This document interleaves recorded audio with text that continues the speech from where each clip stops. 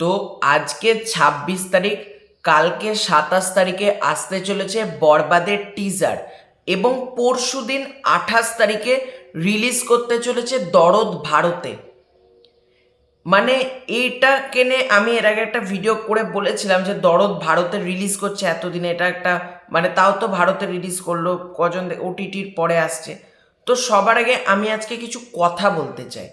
এটার দোষ আমি পুরোপুরি মানে মেগাস্টার সাকিব খানকে নিয়ে অপমান করা, ছেলে খেলা করার অধিকার কিন্তু কারণ নেই। এটা কিন্তু ভুলে গেলে চলবে না, উনি একটা দেশের সব থেকে বড় মেগাস্টার, মেগাস্টার সাকিব খান। ওনাকে নিয়ে অপমান করা, ওনাকে নিয়ে ছেলে খেলা করার অধিকার কারোর নেই। আমরা ভালোবেসে ভিডিও তৈরি করি, আমাদেরকে মানে ওনাকে রেসপেক্ট করি, আমার মানে কারোরই এই অধিকারটা নেই ওনাকে নিয়ে ছেলে খেলা করার। কিন্তু ছেলে খেলা করছে যখন প্রোডাকশন হাউস, ডাইরেক্টর, তাদেরকে তোমায় কথা বলতেই হবে। তো দরদ সিনেমা পরশুদিন ভারতে রিলিজ করছে। মানে এসকে মুভিজ তার আগে সিনেমাটা নিয়ে চলে এলো ওটিটি প্ল্যাটফর্মে, আই স্ক্রিনে সিনেমাটা চলে এলো। এবার ওটিটির পরে এখানে সিনেমাটা রিলিজ করছে। এটাকে আমি খারাপ চোখে দেখতাম না যদি সিনেমাটাতে এখানকার কোনো হাউস ইনভলভ না থাকতো। প্রিয়তমার বেলাতে সেটা হয়েছে, প্রিয়তমা ওটিটিতে আসার মানে ৪-৫ মাস বাদ ভারতে এসেছে, কারণ প্রিয়তমার সাথে এখানকার কোনো হাউস অ্যাসোসিয়েটেড ছিল না। বরবাদ টিমের সাথে এসকে মুভিজ, কলকাতার যাদেরকে বলা হতো বড় হাউস, মানে এসভিএফ এর পরই এদের নামটা নেওয়া হতো এসকে মুভিজ। মানে ডিরেক্টরের তো এটা দোষ রয়েছে, প্রোডাকশন হাউসে কতটা আনপ্রফেশনালিজম একটা প্রোডাকশন হাউস হলে এটা হতে পারে একটা সিনেমা ওটিটিতে আসার পর ইন্ডিয়াতে রিলিজ করছে। মানে ওটিটিতে চলে এসেছে, ইন্ডিয়াতে মাত্র ৩০ টাকা দিলেই দরদ সিনেমাটা দেখে নেওয়া যাচ্ছে মানে ওটিটি প্ল্যাটফর্ম থেকে। ঠিক আছে, ইন্ডিয়াতে ২৮ তারিখ রিলিজ দিত ফেব্রুয়ারি মাসে, একদম আমার এতে কোনো অসুবিধা নেই যদি সিনেমাটা আগে ওটিটিতে না আসতো। ওটিটির পরে তাহলে মানে এখানে রিলিজ করার পরে ওটিটিতে আনা যেত, ওটিটিতে মার্চ মাসে আনা যেত, এতে তো কোনো প্রবলেম হতো না। ধরো দরদ সিনেমাটা ফেব্রুয়ারিতে আমাদের এখানে মুক্তি পেয়ে গেল, মার্চ মাসে যদি ওটিটি প্ল্যাটফর্মে আসতো এতে তো মানে মহাভারত অশুদ্ধ হয়ে যেত না, কোনো অসুবিধা হতো না। কিন্তু এসকে মুভি সেটাই করলো, মানে একটা বাজে ডিসিশন। এবং দরদ যে পরশুদিন রিলিজ করতে চলেছে, আমরা কজন কন্টেন্ট ক্রিয়েটার ছাড়া এটা মানে ম্যাক্সিমাম লোক জানেই না যে দরদ ২৮ তারিখ রিলিজ করছে ভারতে। ইভেন বুক মাই শোতে এখনো পর্যন্ত টিকিট অ্যাভেলেবেল করা হয়নি।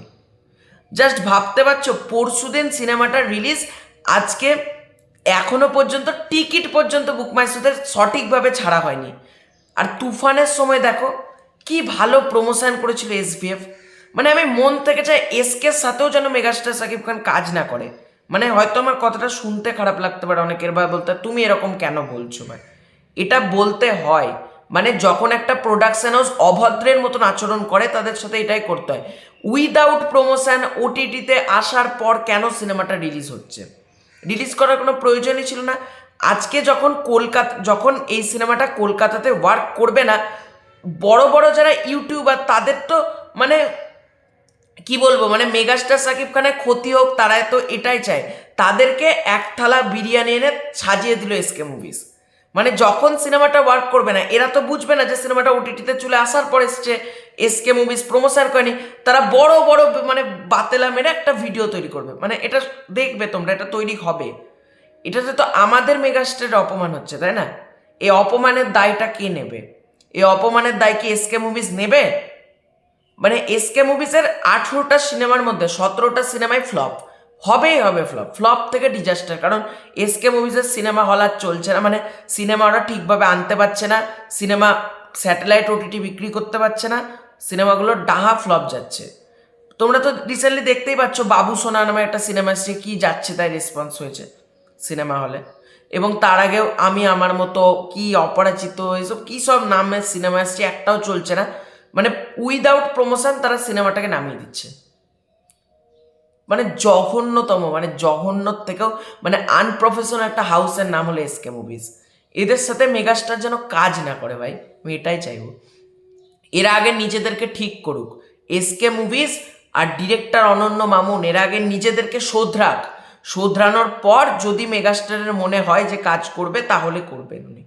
না তো আদারওয়াইজ এনাদের সাথে কাজ করার কোনো প্রশ্নই ওঠে না। একটা প্রোডাকশন হাউস ওটিটিতে আসার পর সিনেমা রিলিজ করছে, পরশুদিন রিলিজ, এখনো পর্যন্ত কোনো প্রমোশন নাই। আর মেগাস্টার নিজে দরদ নিয়ে ক্ষুব্ধ, তোমরা এটা জানো? কারণ মেগাস্টার তুফান সিনেমাকে নিয়ে কী হারে ওনার ফেসবুক পেজে প্রমোশন করেছেন তোমরা জানো। তুফান ওটিটিতে এসেছিল যখন হইচই আর চরকিতে, মেগাস্টার সেটা নিয়েও পোস্ট করেছিলেন। কিন্তু মেগাস্টার দরদ যে আইস্ক্রিনে এসছে উনি কিন্তু পোস্ট করেননি। দরদ যে ভারতে রিলিজ করছে উনি কিন্তু পোস্ট করেননি। দরদ নিয়ে মেগাস্টার নিজে প্রচণ্ড ক্ষুব্ধ, ঠিক আছে?